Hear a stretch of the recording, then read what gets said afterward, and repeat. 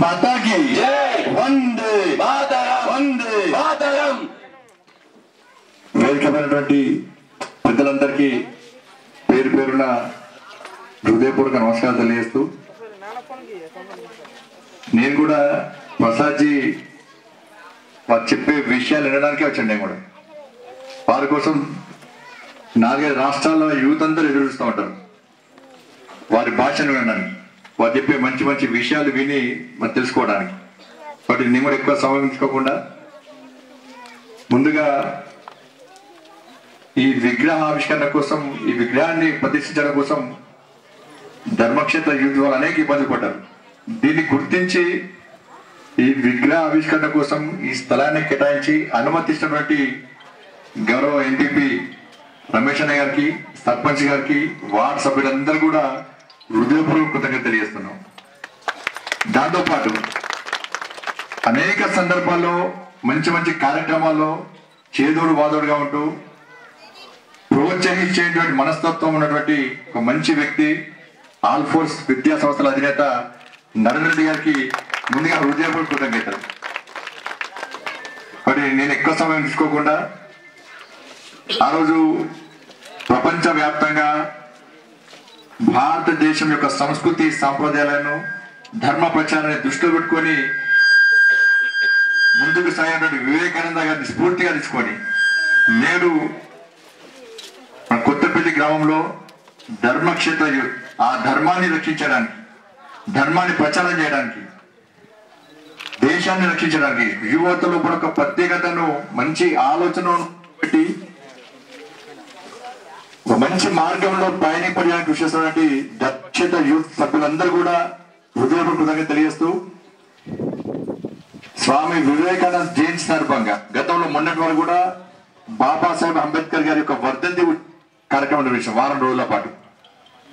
వాస్తవానికి ఇద్దరు ప్రధాన వ్యక్తులు నిత్య జీవితంలో అనేక ఇబ్బందులు ఎదుర్కొని ఇలా నేటి యువతకు స్ఫూర్తిగా నిలిచినటువంటి ఇద్దరు మహానుభావులు. ఒకరు బాబాసాహెబ్ అంబేద్కర్, ఇంకొకరు స్వామి వివేకానంద. కాబట్టి స్వామి వివేకానంద గారి జయంతి సందర్భంగా దురదృష్టవశాత్తు ఏంటంటే స్వామి వివేకానంద గారి విగ్రహాలు పెట్టాలంటే భయపడుతున్నారు కొంతమంది. మనం స్వామి వివేకానంద విగ్రహాన్ని పెడతామంటే అడ్డుకుంటున్నారు కొంతమంది. స్వామి వివేకానంద గారి యొక్క జీవిత చరిత్రను తెలుసుకుని ఒక మంచి మార్గంలో పయనిపోయడానికి యువతులు కూడా చైతన్యాన్ని కలిగించి వాళ్ళు కూడా కొత్త కొత్త ఆలోచనతోనే ఒక శక్తివంతమైన సమాజం ద్వారా ఒక శక్తివంతమైన భారతదేశ నిర్మాణం కోసం ప్రయత్నించినటువంటి యువతకు ఇలా వివేకానంద విగ్రహాలు పెట్టాలంటే అనేక మంది అనేక రకాల అడ్డంకులు సృష్టించే ప్రయత్నిస్తున్నారు. స్వామి వివేకానందను కేవలము ఒక చెడు దృక్కోణంతో చూస్తూ ఇలా వివాదాస్పదం చేసేటువంటి దౌర్భాగ్య పరిస్థితి కలిగి ఉన్నది. ఇలా స్వామి వివేకానంద ఏ ఒక్క మతానికో, ఏ ఒక్క వర్గానికో, ఏ ఒక్క వ్యక్తికో సంబంధించిన వ్యక్తి కాదు. భారతదేశం యొక్క కీర్తి పతాకాన్ని, భారతదేశం యొక్క సంస్కృతి సంప్రదాయాన్ని ప్రపంచంలో చాటిన గొప్ప వ్యక్తి స్వామి వివేకానంద. కాబట్టి అలాంటి వ్యక్తుల విషయంలో కూడా ఇలా వివాదాస్పదం చేసేటువంటి దౌర్భాగ్య పరిస్థితి దేశంలో నెలకొన్నది. వందే మాతరం అంటే వివాదాస్పదమే. జాతీయ గీతం వాడడానికి సంకోచించేటువంటి పరిస్థితి. ఇంకొక చెప్పాడు జాతీయ గీతం వాడాడ, మరి ఎందుకు వాడుతున్నావు అంటే చట్టానికి భయపడి వాడుతున్నా అంటున్నాడు. చట్టానికి భయపడి నిలబడి జాతీయ గీతం వాడడానికి కేవలం నిల్చుంటాడట. వందే మాతరం పాడడానికి కూడా సంకోచించేటువంటి దౌర్భాగ్య పరిస్థితి, దౌర్భాగ్య వ్యక్తులు ఇంకా ఈ దేశంలో ఉన్నారంటే మనం ఒక్కసారి ఆలోచించాలి. ఇలా వందే మాతరం నినాద స్ఫూర్తితోని ఈ స్వతంత్ర భారతదేశాన్ని సాధించుకునే ఘనత ఈ భారతదేశానికి. కాబట్టి త్యాగతనుల యొక్క చరిత్రను స్ఫూర్తిగా తీసుకొని యువకులు ఏదైతే ఆశయం నెరవేర్చాలనుకుంటున్నారో, ఏదైతే లక్ష్యాన్ని చేరుకోవాలనుకుంటున్నారో దాన్ని పూర్తి చేయాలంటే స్వామి వివేకానంద లాంటి వ్యక్తుల యొక్క చరిత్రను పూర్తిగా తెలుసుకొని ముందుకు సాగాల్సిన అవసరం ఉంది. కాబట్టి ఒక్కసారైనా ఈ వివేకానంద జయంతి సందర్భంగా మనందరం కలిసి ఒక కార్యక్రమాన్ని తీసుకోవాల్సిన అవసరం ఉంది. నిన్న కూడా సేమ్ అదే కార్యక్రమం చెప్పినాం. నిన్న ఎన్ఎస్ఎస్ క్యాంపులో చెప్పినాం, మొన్న సిద్ధార్థ స్కూల్లో పార్టీ కొన్ని స్కూల్లో చెప్పినాం. వాళ్ళ నరేంద్ర గారు కూడా ఇలా కరీంనగర్ తెలంగాణ జిల్లాలో అతిపెద్ద విద్యా సంస్థలు వారి కాబట్టి ధర్మక్షేత్ర యూత్ క్లబ్ ఆధ్వర్యంలో ఇవాళ మనందరం ఇంత క్షేమంగా సంక్రాంతి జరుపుకుంటాం, ఉగాది జరుపుకుంటాం, దసరా జరుపుకుంటాం, అన్ని జరుపుకుంటాం. కానీ ఇవాళ సరిహద్దులో నరేంద్ర మోడీ గారి ఆలోచన అదే. మారుమూల గ్రామం నుంచి సరిహద్దు వరకు ప్రతి వ్యక్తి సుఖశాంతులతో ఉండాలన్న లక్ష్యంతో అనేక సంక్షేమ పథకాలు వస్తున్నాయి ఇవాళ. కాబట్టి ఇవాళ మనందరం క్షేమంగా ఉంటాం. కానీ ఇవాళ సరిహద్దులో -డిగ్రీలతో ఇవాళ మన దేశాన్ని రక్షించడానికి, మనల్ని కాపాడడానికి అనేక మంది వీర సైనికులు అక్కడ ఉన్నారు. వాళ్ళ కుటుంబ సభ్యులు ఇక్కడ ఉన్నారు. వాళ్ళు పండుగ జరుపుకోరు, పబ్బాలు జరుపుకోరు. వాళ్ళు వస్తారా రారా? ఎవరైనా జీతాన్ని పనిచేస్తాం. ఆ జీతాన్ని పనిచేసేది ఇక్కడ పనిచేయచ్చు. మన కుటుంబాన్ని పోషణ పనిచేస్తాం, ఇక్కడ చేసుకోవచ్చు. కానీ సరిహద్దులో ఈ భారత మాత యొక్క రక్షణ కోసం, మనందరికి యోగ క్షేమాల కోసం సరిహద్దులో అనేక మంది సైనికులు మన కాపలా కాస్తున్నారు. కాబట్టి రాబోయే రోజుల్లో ఏం జరుగుతుందో తెలియదు. మరొకసారి యుద్ధం జరిగింది, చిన్నపాటి యుద్ధం జరిగింది, సమాధానం చెప్పినాం. నెక్స్ట్ రాబోయే రోజుల్లో అనేక అనర్థాలు జరిగే పరిస్థితి ఉన్నది. దాన్ని ఎదుర్కోవడానికి సిద్ధంగా మన సైనికులు ఉన్నారు. కాబట్టి కరీంనగర్ జిల్లా తరఫున ఇవాళ స్వామి వివేకానంద గారి జయంతి సందర్భంగా యువకులందరూ కూడా ఈ కరీంనగర్ జిల్లా నుంచి ఒక్క సైనిక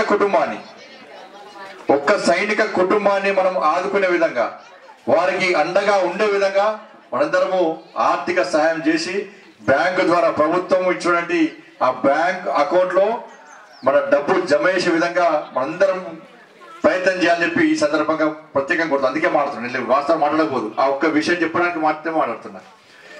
ఇది ఏ ఒక్క వ్యక్తి 10,000, 20,000, 50,000 ఇవ్వడం కాదు.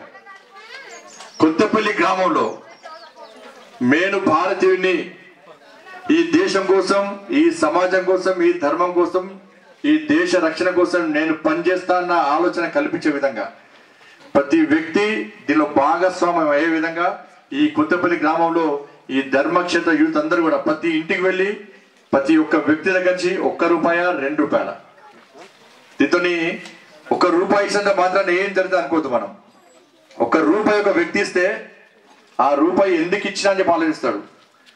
సరే, నేను సరిహద్దులో నా కోసం కాపలాగాస్తున్న సైనికుడి కోసం ₹1 ఇస్తున్నా అన్న ద్వారా ఆ చిన్న వ్యక్తులు, చిన్న నుంచి పెద్ద వరకు కూడా నా కోసం సైనికులు కాపలా కాస్తున్న ఆలోచన ఆయన లోపల వస్తుంది. ఈ ₹1 సైనికుడికి చేరడం ద్వారా ఆ సైనికుల లోపల, కుటుంబాల కూడా మనోధైర్యం, నా కోసం ఈ దేశంలో ఉన్నటువంటి ప్రతి వ్యక్తి కూడా నా గురించి ఆలోచిస్తున్నారు. నేను చేసే పోరాటానికి, నేను చేసే ధైర్య సాహసాలకు నా దేశ ప్రజలు అండగా ఉన్నటువంటి స్ఫూర్తి, ధైర్యం ఆ సైనిక కుటుంబాల పట, ఆ సైనికుల పట వస్తుంది. కాబట్టి దయచేసి రేపటి నుంచే ఈ కొత్తపల్లి గ్రామంలో ప్రతి వ్యక్తి దగ్గర నుంచి ఏదో కొంత ధన సహాయం తీసుకొని దాని కొత్తపల్లి గ్రామం అందరి తరపున బ్యాంకులో ఆ ఆర్మీ అకౌంట్ లో తప్పకుండా జమ అని చెప్పి ఈ కోరుతూ, మళ్ళీ చెప్పడం అనేక విషయాలు నేను చెప్తాను. నేను వాళ్ళ ప్రసాద్జీ దీని తర్వాత ఒక 3-4 కార్యక్రమాలు వారి గల మనకు సమయం ఇవ్వడమే గొప్ప.